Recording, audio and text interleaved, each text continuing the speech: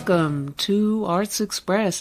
This is Prairie Miller, and on the show, Stool in Wickfield's office, thoughtfully cracking his knuckles as David comes in. You're working late tonight, Uriah? Yes, Master Copperfield, I am. I am improving my legal knowledge, Master Copperfield. I'm going through Tid's practice. Oh, what a writer Mr. Tid is, Master Copperfield. I suppose you're quite a great lawyer. Me, Master Copperfield? Oh, no. I'm a very humble person. I'm well aware that I am the humblest person going, let the other person be where he may. My mother is likewise a very humble person. We live in an humble abode, Master Copperfield, but have much to be thankful for.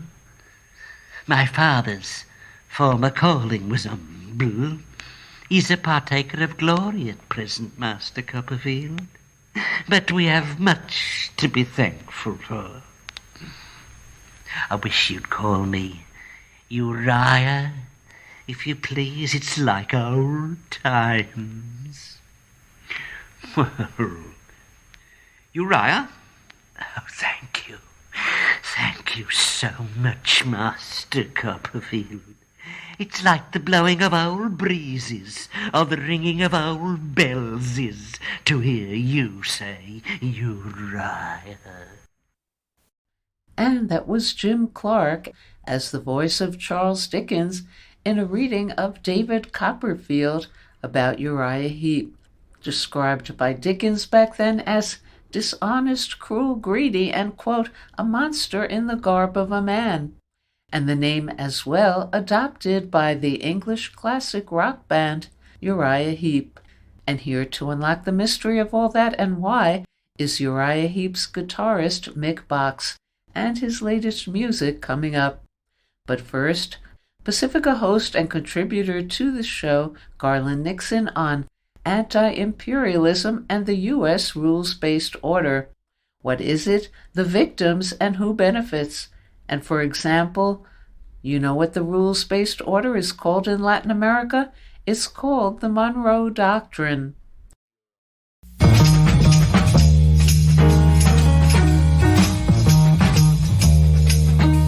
Good evening. My name is Garland Nixon.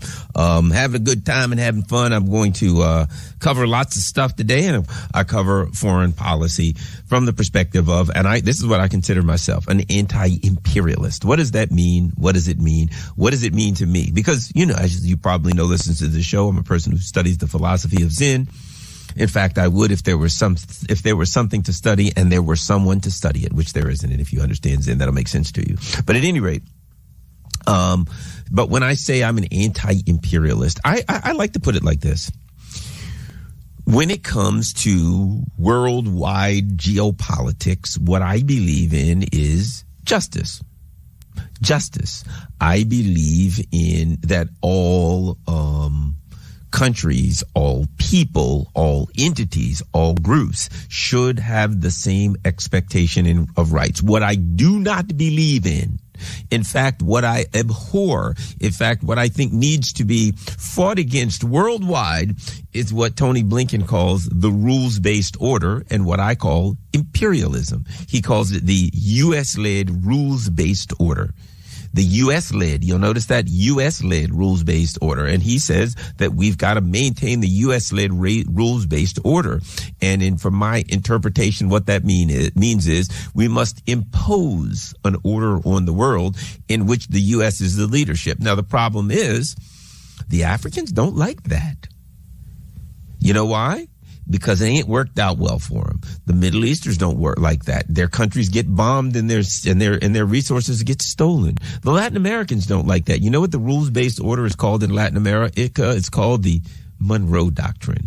All the Monroe Doctrine means is U.S. imperialism. The United States is in total control of the Western Hemisphere, and no other country can come and make any inroads, can have any military bases, can do anything anywhere in South America, or it's war. Now, don't get me wrong.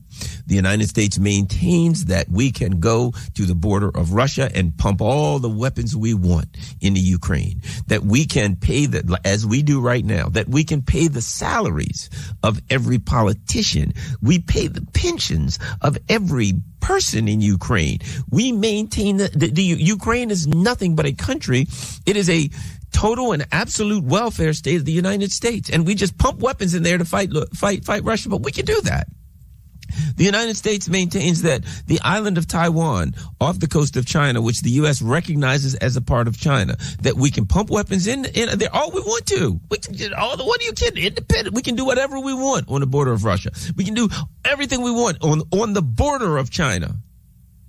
But the United States says we maintain the Monroe Doctrine, which means that no country can maintain any kind of a military presence, barely a diplomatic presence, anywhere in South America, anywhere. In other words, the Monroe Doctrine means that there is no independence and there is no sovereignty in the United States. If Argentina, if Brazil says, we've decided we want to host a base for any country, Iran, the U.S. says we'll go to war.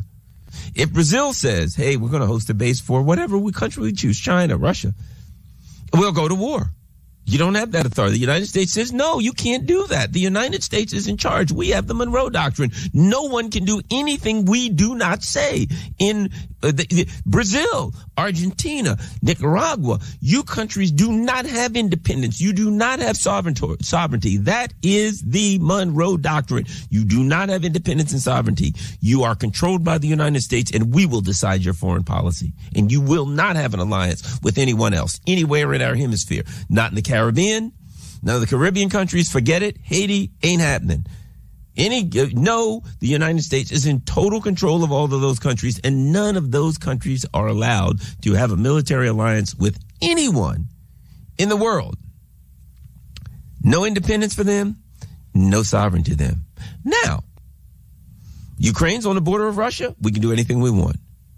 Taiwan's on the border of China. In fact, it's part of China. We can do anything we want. You see, Garland Nixon is an anti-imperialist. I don't believe in those kinds of unfair rules. That is simply narcissism. That says I can do what I want because I'm special. We're an exceptional country. We can do whatever we want. We have bases all over Africa. The Africans don't have a say in it. We got it there. If the Africans don't like it, too bad. They can't stop us. We got them. We call it AFRICOM, Africa Command. We got bases all over South America. We call it South Command. Hey, you know what? Southern Command, they don't have a choice. We have them there. Don't want to hear it. You do not have independence and sovereignty. The United States says what happens and when, right? The United States says we are in charge of this planet. And you do not have any option to say no, right? So when I say I'm an anti-imperialist, what I'm saying is I do not believe in that.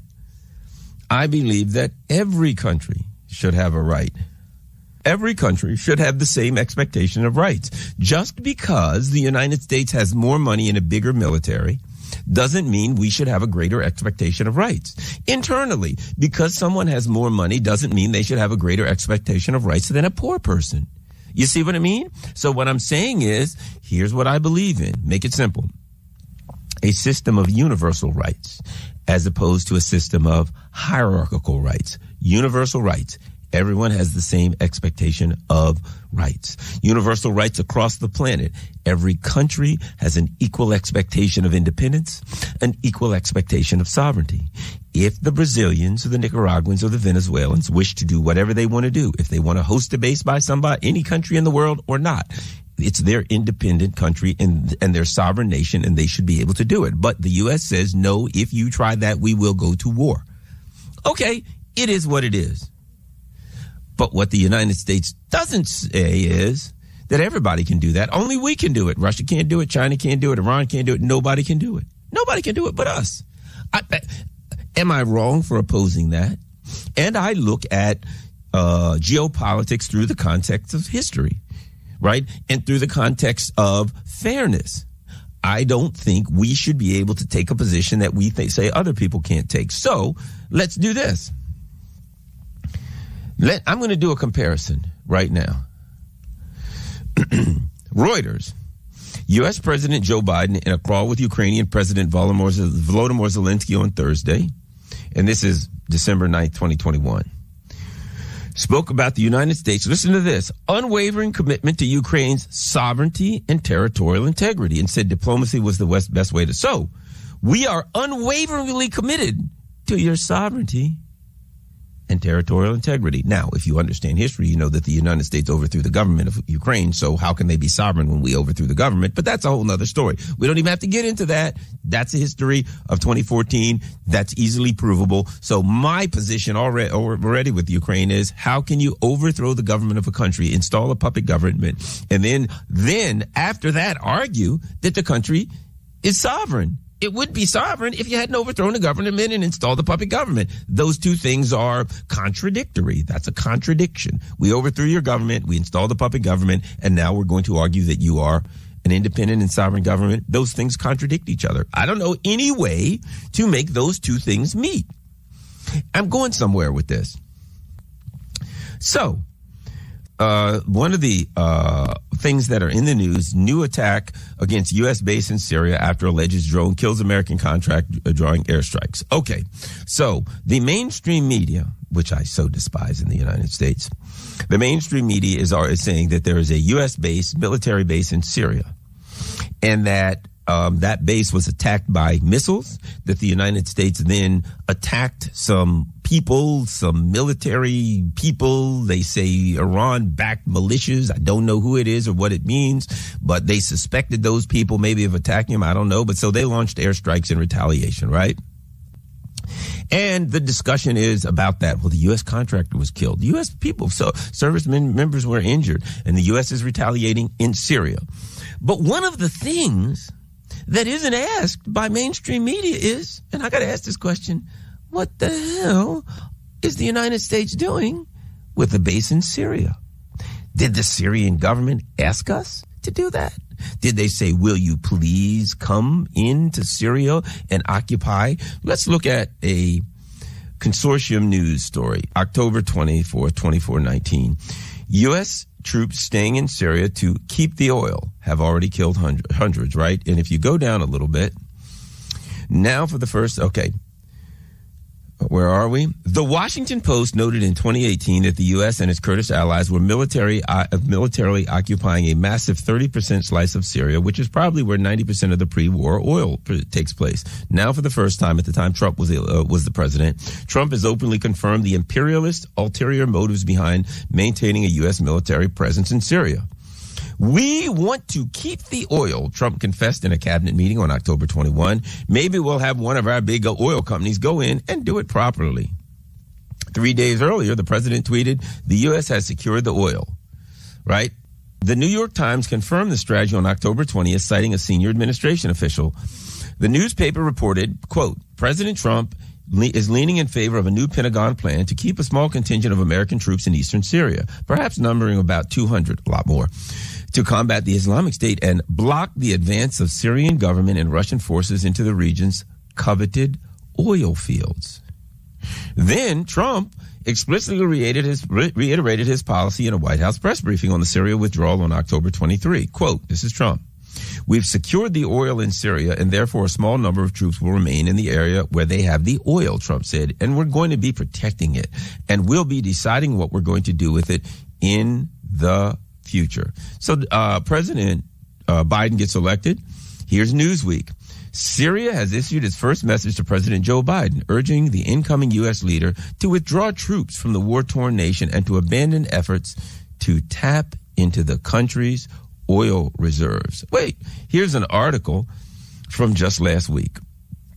China has called on the United States to stop plundering the natural resources in Syria and withdraw its military forces from the country.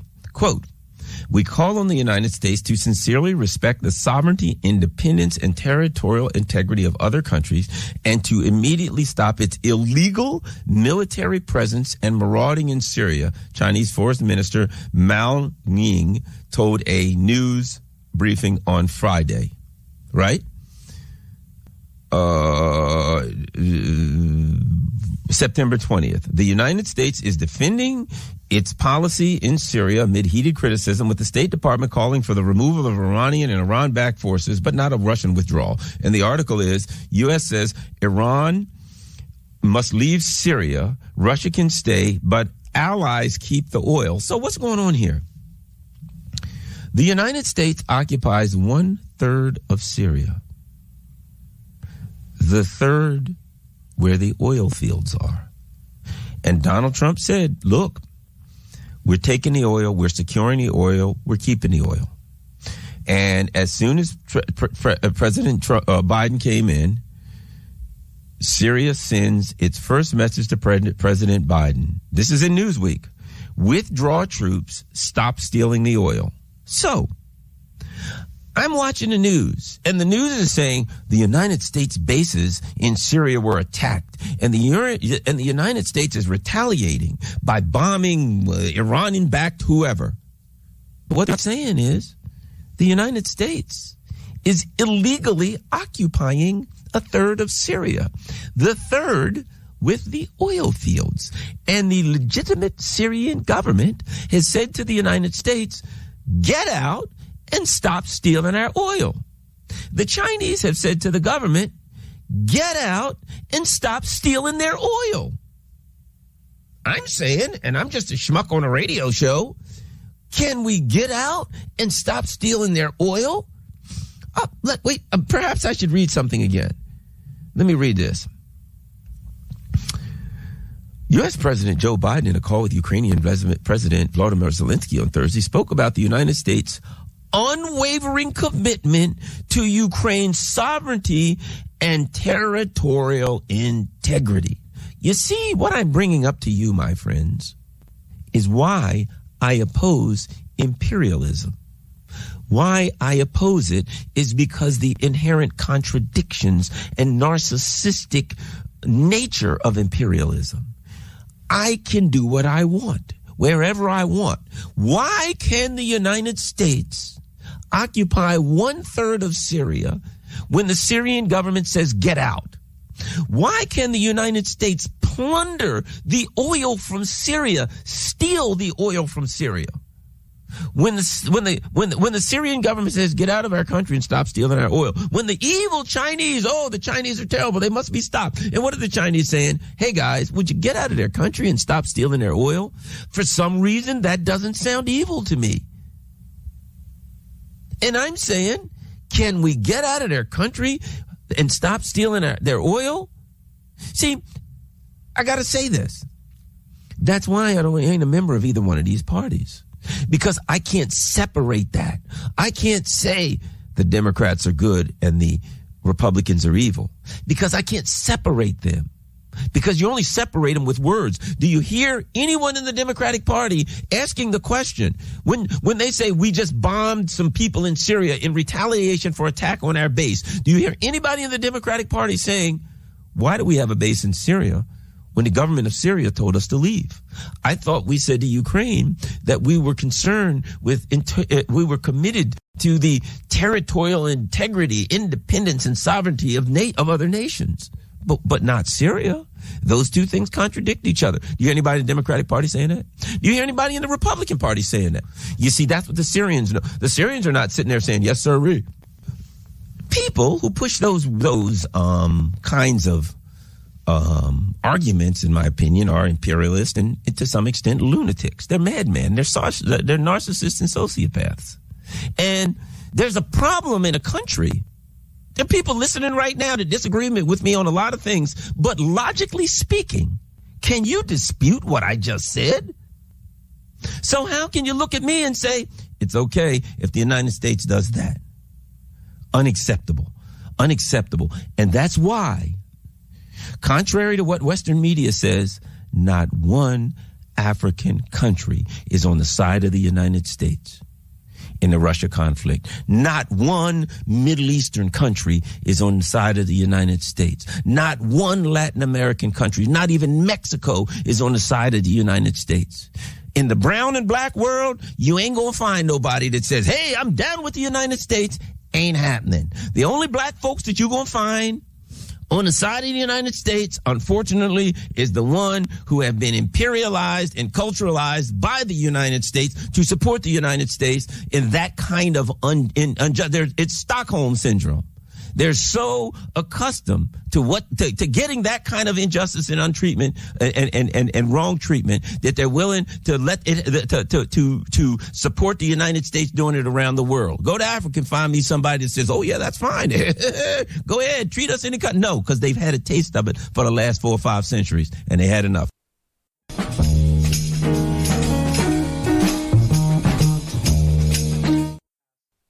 And coming up next on Arts Express, what about NPR's uproar over being officially labeled on Twitter as state-affiliated media?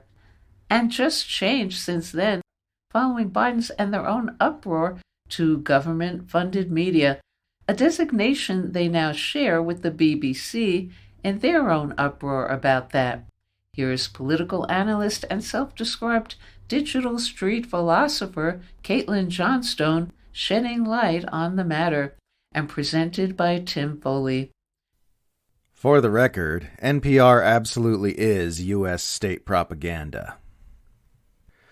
American liberals are in an uproar over Twitter's recent labeling of National Public Radio as U.S. state-affiliated media, a designation typically reserved for state media from governments the U.S. is trying to topple, like Russia's RT, China's CGTN, and Iran's Press TV.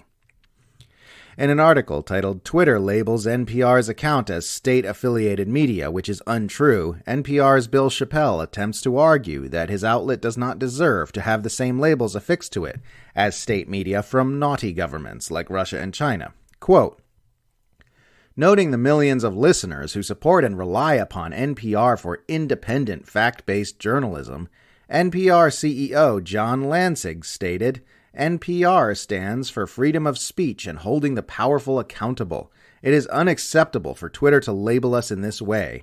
A vigorous, vibrant free press is essential to the health of our democracy." End quote. It is an interesting choice to spotlight NPR's CEO John Lansing while trying to argue that NPR is not state-affiliated, given that Lansing spent his pre-NPR years as the CEO of the U.S. Agency for Global Media, USAGM. USAGM is the U.S. government narrative management umbrella which runs overt U.S. state propaganda outlets like Radio Free Asia, Radio Free Europe, Radio Liberty, and Voice of America. In a 1977 article titled "Worldwide Propaganda Network Built by the CIA," the New York Times explicitly names Radio Liberty, Radio Free Europe, and Radio Free Asia as part of the network constructed by the Central Intelligence Agency to circulate propaganda. As Fair.org's Bryce Green recently noted, USAGM received $810 million in U.S. federal funding in 2022, which is more than twice the amount RT received from Russia for its global operations in 2021. Lansing's history is not an anomaly. NPR is regularly overseen by executives who came directly from senior positions in Washington's official propaganda network. From 1998 to 2008, NPR's president was a man named Kevin Close, who previously ran Radio Free Europe, Radio Liberty, and then returned to that job after his decade-long NPR stint. A man named Ken Stern became NPR's executive vice president in 1999 and was appointed CEO in 2006. Prior to that, he was the senior advisor to the director of the USAGM's International Broadcasting Bureau. So it is a bit funny that John Lansing is now cited complaining about NPR being labeled state-affiliated media on Twitter, given that he has devoted his life to promulgating U.S. state-affiliated media. NPR receives funding from the U.S. government, consistently advocates the information interests of the U.S. government, and is routinely run by professional propagandists of the U.S. government. You could spend hours of your life reading through Fair.org's NPR section to see the many, many ways that platform has exhibited wild biases to grease the wheels of the U.S. empire.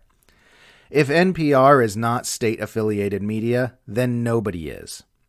In his efforts to argue that his outlet is not state-affiliated media, Bill Chappell also hilariously points out that White House Press Secretary Karine Jean-Pierre defended NPR as a wonderful exemplar of journalistic integrity.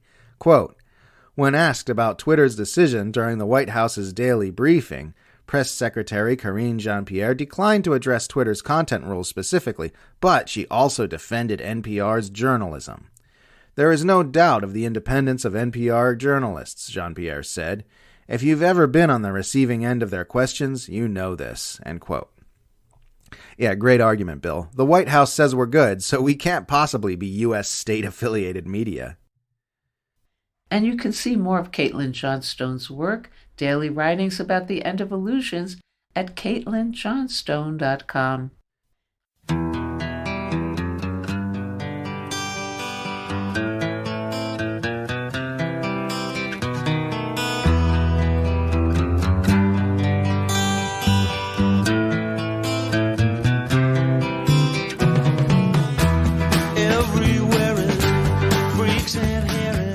Yeah, hey, John Savage.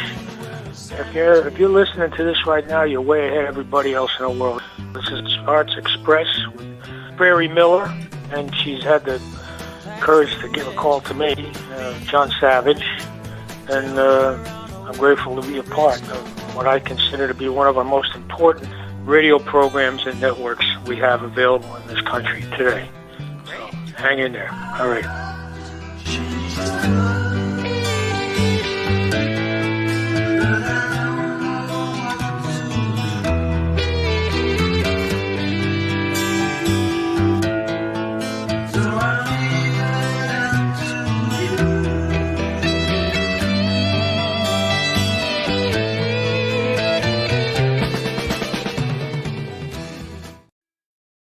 And now on Arts Express,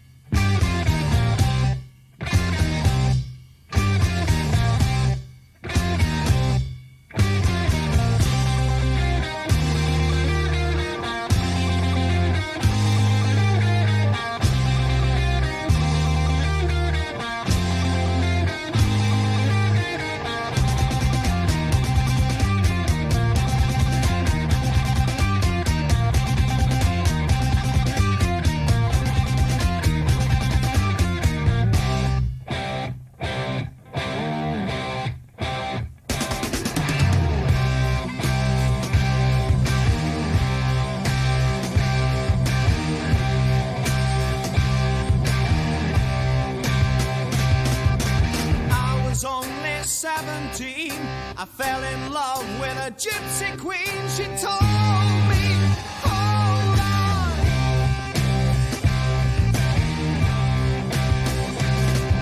My father was the leading man, said you're not welcome on our land. And then as a foe, he told me to go.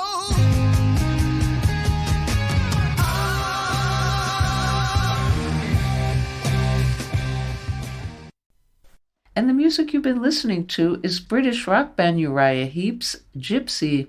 And on the line from London to talk about their music now and then, and why they've called themselves Uriah Heep, is the band's guitarist, Mick. Hello, Barry. How you doing? Good morning. Good morning, and welcome to our show. Yeah, well, thank you very much, my love. Okay. What can you say about Chaos and Color and the inspirations for that music creatively and politically? Okay, well, with Chaos and Colour, I think we'll start with the title. It's the title I gave the album because I thought, it reflected the times that we were going through with lockdown and COVID, the pandemic and all that sort of stuff. And I thought that was chaotic, and therefore we used the first word as chaos. And colour, I believe that one of the things that got people through all those difficult times was music. So music is the colour, so we called it Chaos and Colour. Now, it's a typical Heep album. It encompasses all the trademarks we've had in our 53 years of existence. And, we've got the ballad there, we've got the rock song, the metal song, the progressive rock song, the 8-minute songs.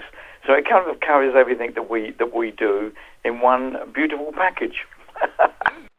And please say a little about the origins of your band's name, Uriah Heep, and both the character and Charles Dickens as inspiration. Well, we were a band called Spice, was a 4-piece when we went into the studio to record our first album, very heavy, very humble. And when we were listening back to the tracks through the speakers, I felt that we needed to embellish some of those tracks with some keyboards. We tried some keyboards out, and then I was a big fan at the time of Vanilla Fudge with Mark Stein, who was a really great exponent of playing the Hammond organ, and I thought the Hammond organ would really fit into every nuance and genre of music that we were producing at the time.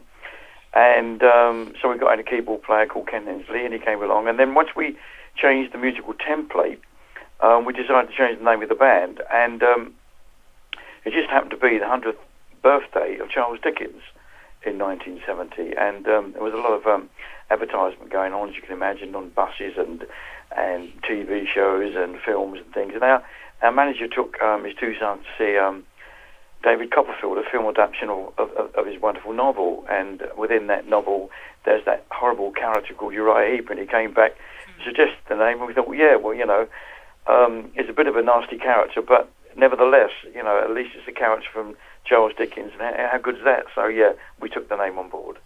Now, you've been critical of the way the contemporary emphasis of music videos and the visual has precipitated something potentially lost about the music and the power of music. Please elaborate.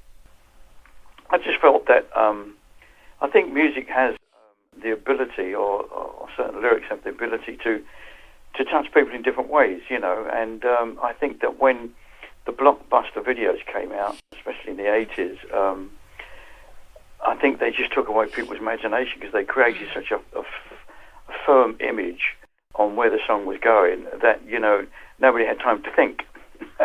So I was kind of a bit anti that, to be honest. And how would you say Chaos and Color connects to both the traditional elder listeners and younger listeners? I think it connects very well because, although we're very proud of our heritage, we've always moved forward with new products, new albums, and we've had 25 albums in 53 years, so it's nearly an album every 2 years, so that's pretty good going. So I think it connects very well with our older audience and the younger audience, like you said, because, it's very true to our heritage, Chaos and Colour, but it's also very fresh, exciting in today. And I wanted to ask you, please talk a little about what's going on in the UK right now with the economic crisis and protests and struggles connected to the cost of heating and medical issues for the British masses. Yeah, I mean, the world is in turmoil at the moment, isn't it, coming off the back end of the pandemic, and I think the UK is no different to anybody else anywhere else in the world. At the moment, in terms of countries that are settled, it's Russia and Ukraine with that, obviously. But I think we're just in that time period where things have got to settle down a bit. Because the disruption that the pandemic caused. And do you have a website? And if you do, what can people find there? Yeah, it's www.uriah-heep.com, and my own personal one is www.mick-box.net. And what can people find there? Oh yeah. It's a source of. I think nowadays that's where people find the source of information, isn't it? That we try and keep it as current as we can, and people can see what we're doing and where we're going. And what can you say about your direction in the future? And are you contemplating anything new? Well, as always in Heep, we've got an album released now, but we're still writing the next one, so that's a positive. Because we write every day, so we're always writing songs. So we're always looking towards another album. Obviously, we're going to be touring Chaos and Colour this year. We've got lots of festivals lined up. Then the main touring will start coming off the back end of the summer. hopefully we'll get as many countries we can. Because pre-COVID, we used to play in 62 countries. So when we did a world tour, it was like a couple of years of going out there and doing it. And we hope we can do that again. And any last word about Chaos and Color? The only last word I can say is have a listen, enjoy it, turn it up, put it on your headphones, put it in your car. No, don't put it in your car because you might get a speeding ticket. You might get too excited. But it's a great rock album, and I just so far so good. Everyone in the media and the fans alike have all loved it. So long may that continue. Okay, well, thank you so much, Mick Box, for calling into the show, and I will get the word out. Thank you, Barry. Thanks so much for your support too.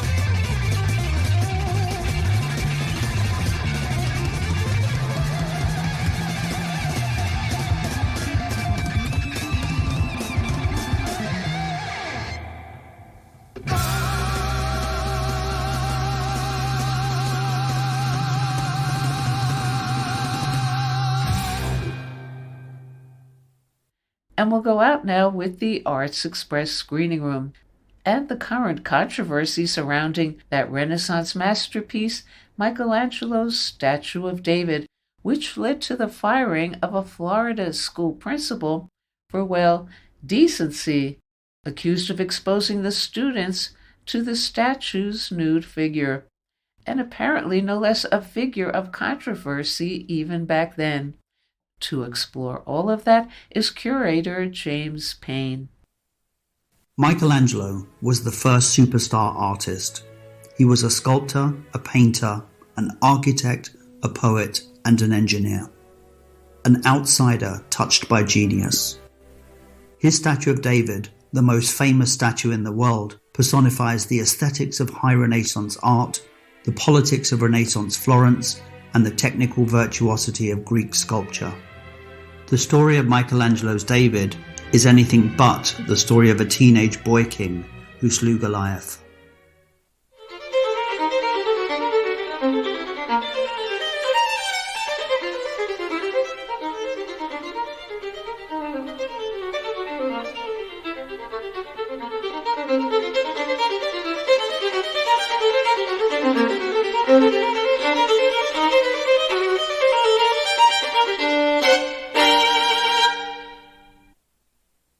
In one of his poems, Michelangelo wrote, "Son di essere brutto," I know I am ugly. His nose was broken and appeared crushed into his face, which he said gave him the look of a beggar. He was tortured by his appearance and alienated from his own body. Despite, or perhaps because of this, he would spend his life in pursuit of sublime perfection. He could do little about his own looks, but he would make sure his David would be the standard by which male beauty would be judged. Michelangelo believed that he was a tool of God. He wasn't creating a sculpture from marble, he was simply releasing the figure imprisoned within it. Unfinished work by Michelangelo gives us many insights into his techniques. Most sculptors would create a clay model and then mark up their block of marble to know where to chip. But Michelangelo worked mostly freehand, starting from the front and working back. To sculpt in marble, you need the strength of an athlete and the dexterity of a surgeon. Any slip-up can destroy years of work. Michelangelo would start by what is called roughing out, taking the bulk of the weight off with a point chisel and a large mallet, for getting it down to the general shape of the sculpture. Then he'd use a tooth chisel and a smaller hammer for more detailed work in modelling the form. As he needed more details, he'd use finer and finer tooth chisels. He would use a drill to get into the deeper crevices. Then he would refine, using various smaller tools, followed by finishing the surface with a tool like the rasp, a sort of file. Finally, he would polish the statue using abrasive pumice stones, and then leather until it is smooth and glossy. If we look at his unfinished work, we can clearly see the sculpture emerging from the stone. The marks we see were made by Michelangelo's own hands. The outer parts show us where Michelangelo started to cut away the stone with a large pick and a mallet. We can clearly see he has used a tooth chisel. Here on the chest, we see even more detail and the marks of fainter, where he has used much finer tools. Michelangelo was 26 when he was asked to sculpt a colossal statue of the biblical hero David, to be placed on the roof of the cathedral in Florence, 80 meters above street level. Only 2 years before, he had carved the achingly beautiful Pieta in Rome, and he was already considered a master. He was asked to use an old block of marble already owned by the cathedral that had been sitting around for 50 years. 2 other sculptors had attempted to use it, but the marble was flawed and considered too narrow to produce a successful figure. One sculptor had even carved a large hole out between what were to have been the legs of his figure. But where others saw flaws, Michelangelo saw opportunity. Because of the shape of the marble, Michelangelo had to be precise. There was no room for maneuver. David had to look to the side as there wasn't enough marble to have him facing forward. David had to be in the contrapposto position so that his legs would fit around the large hole already in the marble. And he would have to be slender because of the depth of the marble. The story of David and Goliath is the biblical story of the Philistine giant defeated by the teenage Israelite, armed only with his sling. The finale of the story is David cutting off his head and holding it up to the cheering crowd. Traditionally, David had been portrayed at the point of victory, triumphant over the dead Goliath. Florentine artists like Donatello and Verrocchio depicted their own version of David standing over Goliath's severed head. All statues are more than mere representations, but Michelangelo's take on it would be revolutionary. By removing the conventional attributes of the biblical hero, stripping him down both literally and figuratively, Michelangelo also removes a simplistic reading of it as just an illustration of the story and gives it a wider metaphorical meaning. For the first time in art, David is depicted before the battle rather than the moment of victory. This changes everything. First and foremost, Michelangelo's David depicts rationality. David isn't about to fight Goliath with brute strength, but with skill and reason. David represents the humanist ideal of a man who can become a hero by his intelligence and willpower alone. These are the virtues of the thinking man, considered perfection during the Renaissance. Michelangelo catches him at the peak of his concentration as he contemplates the challenge ahead of him. David is no longer the traditional self-assured boy. Now he is shown as an apprehensive man. David's neck is tense. His thigh muscles are flexed. His nostrils are flared and his brow is furrowed with fear. He is just about to glide easily and naturally into action. He is tense, but contemplates the challenge ahead of him with a calculated gaze. The rock is hidden inside his right palm. The slingshot rests on his shoulder and hangs down his back, almost invisible, emphasizing that David's victory was intellectual. His chest appears to pulse with anxiety. Like all of Michelangelo's sculptures, the viewer sees David at a specific and pivotal point. It is not meant to be the whole story. David is in motion. The position he is in is known as contrapposto, or counterpose. It was invented by the ancient Greeks and is a very natural and human way to stand. The red lines show where his muscles are tensed, and the yellow ones where his muscles are relaxed. Most of the weight is on one leg, with the other leg forward, causing the figure's hips and shoulders to rest at opposing angles, giving a slight S-curve to the entire torso, and therefore giving the statue a more dynamic look.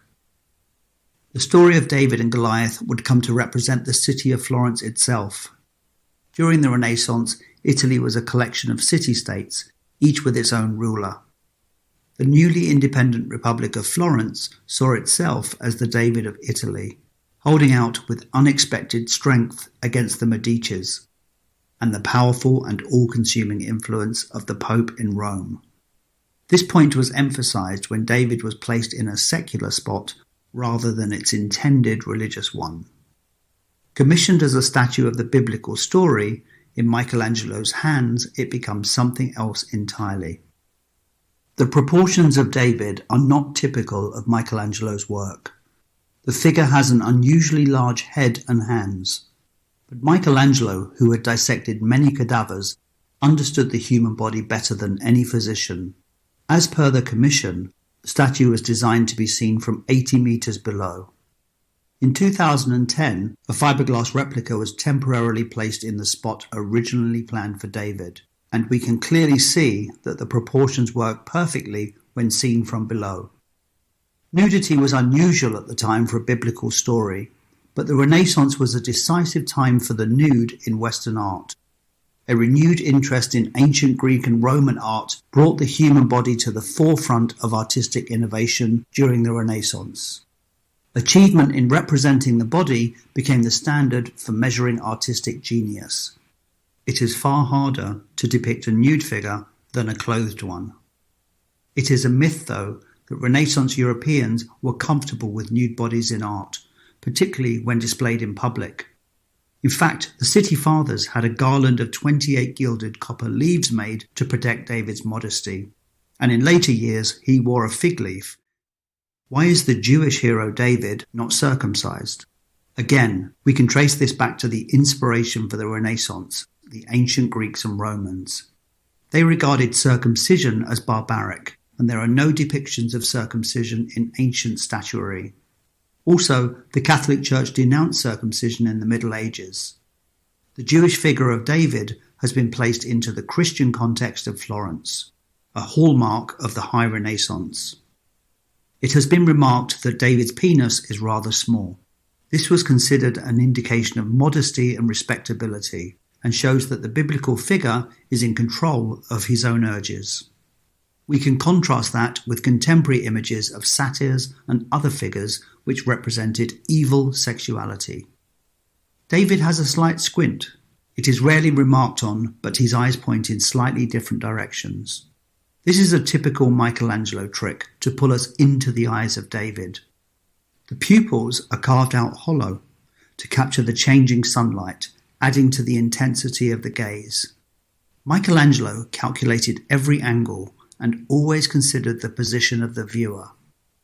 The details are extraordinary. My own favourite is the jugular vein, which is swollen. This only occurs when people get excited or nervous. Michelangelo understood this over a century before scientists would describe the circulatory system. The veins in the raised left hand are delicate, while the veins in the hanging right hand are pulsing and more well-defined. The way our blood circulates, this is exactly what would happen to our own hands in the same position.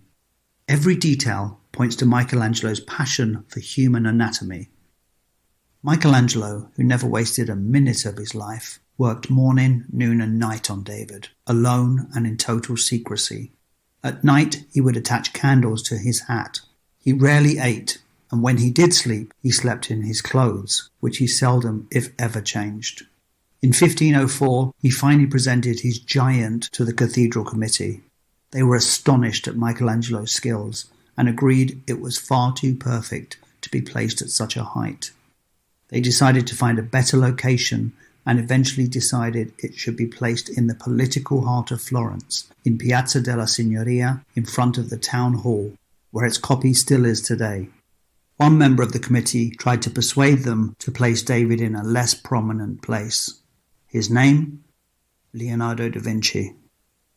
David is truly a colossus. At nearly 6 meters tall and weighing 6 tons, it took 4 days and 40 men to move the statue half a mile from Michelangelo's workshop.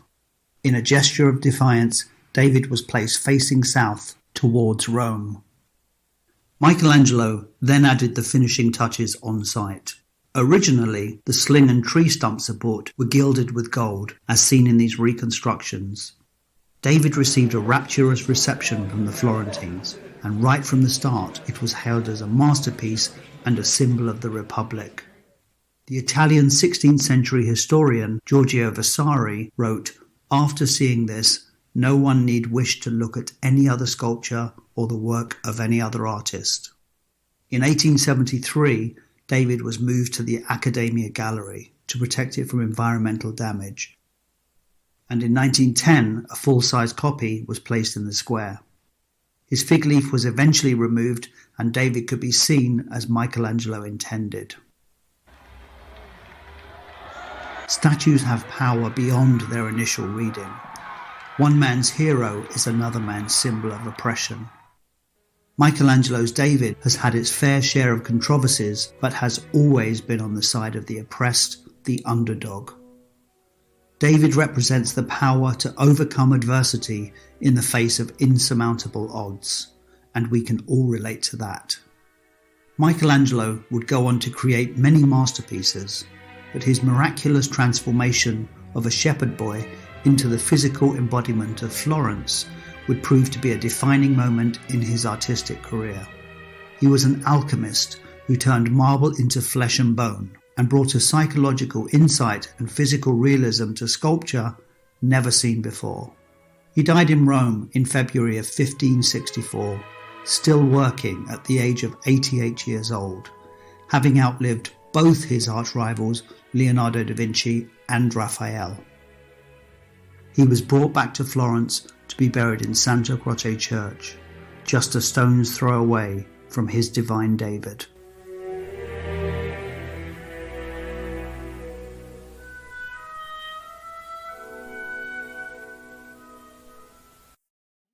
And thank you, Great Art Explained, for that presentation. And that's all we have time for today on Arts Express, Expression in the Arts. And if you'd like to express yourself too, you can write to us at theradiogoddess@gmail.com. Until next time, this is Prairie Miller leaving the station.